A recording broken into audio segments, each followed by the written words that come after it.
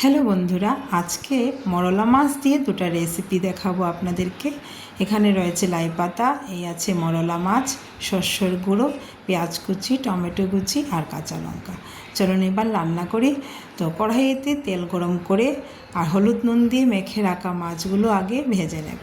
তো মাছগুলো একবারে সব ভাজবো না, দুবার তিনবার করে ভাজবো, কারণ ছোট মাছ একসাথে ভাজলে মাছগুলো ভেঙে যাবে। তো এই মাছ কটা ভাজা হয়ে গেছে, বাকি মাছটাও আমি ভেজে নিচ্ছি। তো এটা ছিল আমার দুপুরের রান্না। আর এখানে লাই পাতাটাও আমি ছোট করে কেটে নিয়েছি। ওই কড়াইতেই তেলের মধ্যে দিয়ে দিলাম আমি পেঁয়াজ কুচি, কাঁচা লঙ্কা, অল্প নুন, হলুদ আর গুঁড়ো লঙ্কা। মশলাটা ভালো করে ভেজে নিচ্ছি। এবার দিয়ে দেবো সর্ষের গুঁড়ো। তো সর্ষের গুঁড়োটা আমি গরম জল দিয়ে ভিজিয়ে রেখে দিয়েছিলাম। তো মশলাগুলো ভালো করে ভেজে নিয়েছি। এবার দিয়ে দিচ্ছি লাই পাতা। তো লাই পাতাটা ছিল একদম নতুন নতুন এখন বেরিয়েছে, কচি কচি লাই পাতা। দেখুন চট করেই কমে গেছে পরিমাণটা। এবার লাই পাতা থেকে কিছুটা জল বেরিয়েছে, তাও অল্প আর একটু জল দিয়ে দিলাম। উপরে দিয়ে দিলাম একটা টমেটো আর অর্ধেক থেকে কম মাছ। সব মাছগুলো আমি দেইনি। তো এবার দেখুন আমার মাছটা হয়ে গেছে। এবার আমি নামিয়ে নেব। তো দুপুরে অন্যান্য কিছু রান্না করেছি, শুধু মাছটাই আপনাদেরকে দেখাচ্ছি।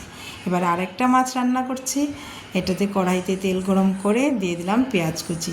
তো এখানে পেঁয়াজের পরিমাণটা বেশি ছিল, টমেটোর পরিমাণটাও বেশি ছিল। তো কাঁচা লঙ্কা, পেঁয়াজ, টমেটো একসাথে দিয়ে অল্প একটু নুন দিয়ে দিলাম, তাহলে তাড়াতাড়ি টমেটোটা নরম হয়ে আসবে। আর এখানে ব্যবহার করছি মশলা, হলুদ আর লঙ্কার গুঁড়ো। একটু জল দিয়ে গুলে নিলাম। তো মশলাটা ভালো করে ভেজে নিয়েছি। এবার দিয়ে দেব আমি মাছ। তো মাছ আর মশলা একসাথে ভালো করে ভেজে নিচ্ছি। এবার অল্প দিয়ে দেব আমি এটাতে জল। তো মাছটা সিদ্ধ হয়ে যাবে, আর যখন মাছ সিদ্ধ হয়ে যাবে তো তখন আমি একটা ধনিয়া পাতা কেটে নিচ্ছি। তো এই ধনিয়া পাতাটা হলো বিলাতি ধনিয়া পাতা। এবার দিয়ে দিয়েছি ধনিয়া পাতা দিয়ে এবার নামিয়ে নেব। তো দেখুন আমার মাছগুলো রান্না হয়েছে। আর এখানে ডাল ছিল, ভাজা ছিল, একটা নিরামিষ চচ্চড়ি ছিল আর দুটো মাছ। এটাই হলো আমাদের রান্না। Thank you.